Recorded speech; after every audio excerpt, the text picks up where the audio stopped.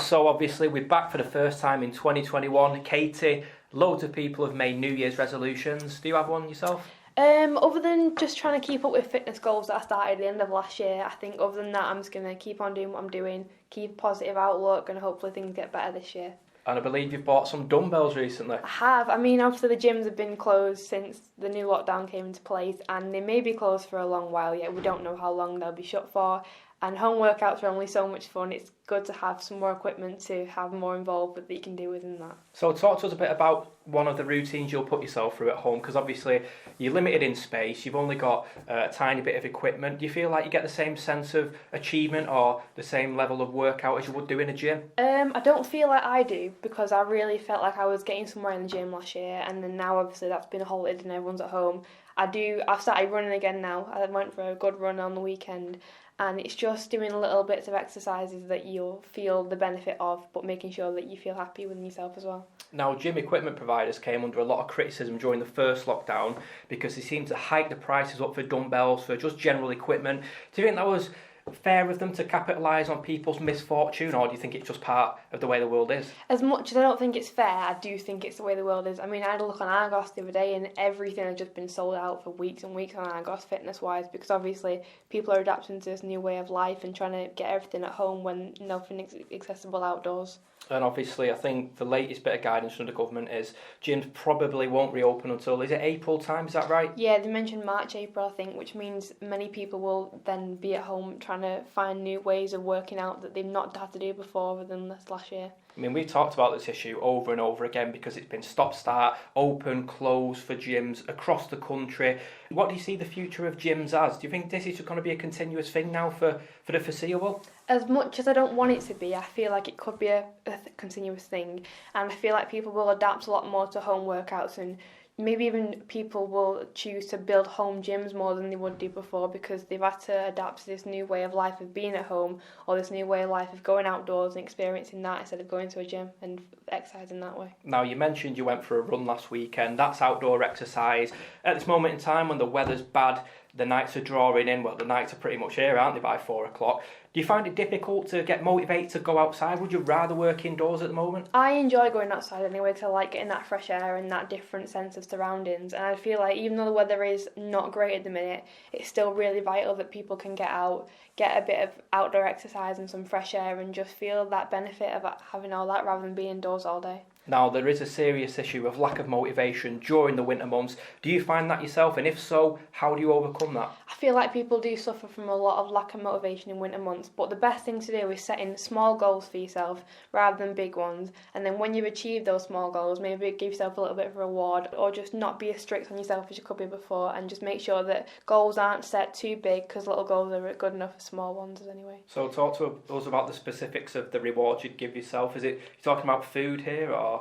You could do food, or also just simple things of if you don't walk usually, you could set yourself a walk in 3 times a week just to get that bit of exercise out there, and then once you've done that you can hire that to a different number if that's something you want to change. Yeah, excellent stuff. And just finally, looking at the different forms of exercise, people that can't run or can't swim at the moment, you could probably buy a bike, couldn't you? Biking's good for the hips, it's good for the knees.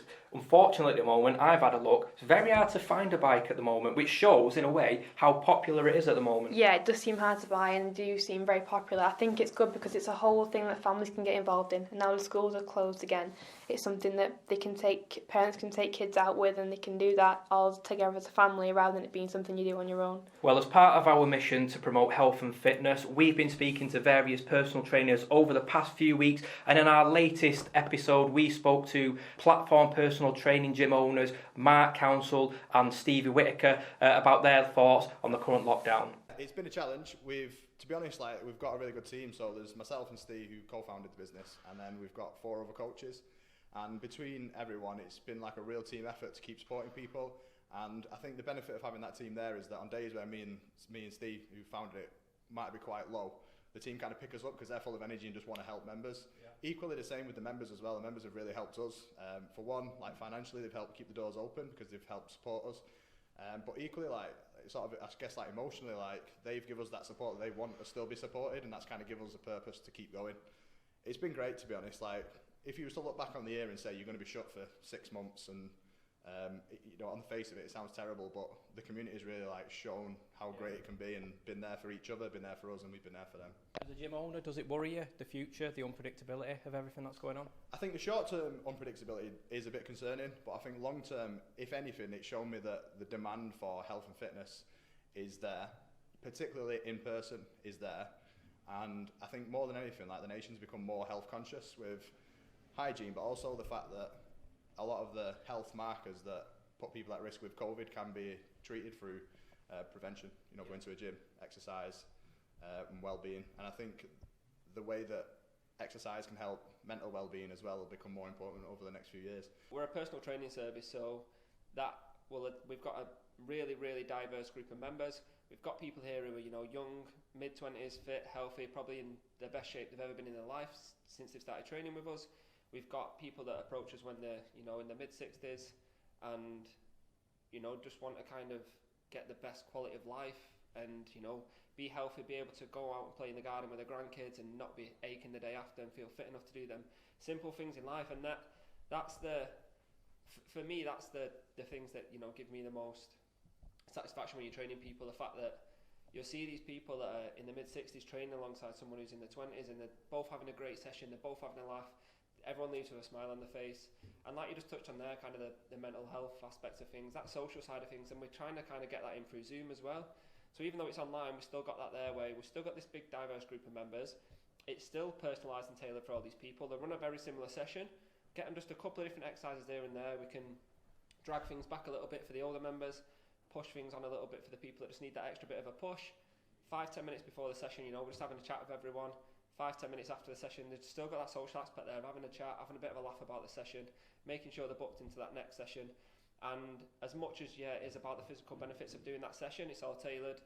The fact that they can get on, have a bit of a social with everyone else, kind of have a laugh, feel comfortable in that environment as well, is great for everybody. Well, that was Mark Council and Stevie Whitaker, co-founders of Personal Platform Training Gym in Duckinfield, talking about the latest lockdown and how to improve your health and well-being.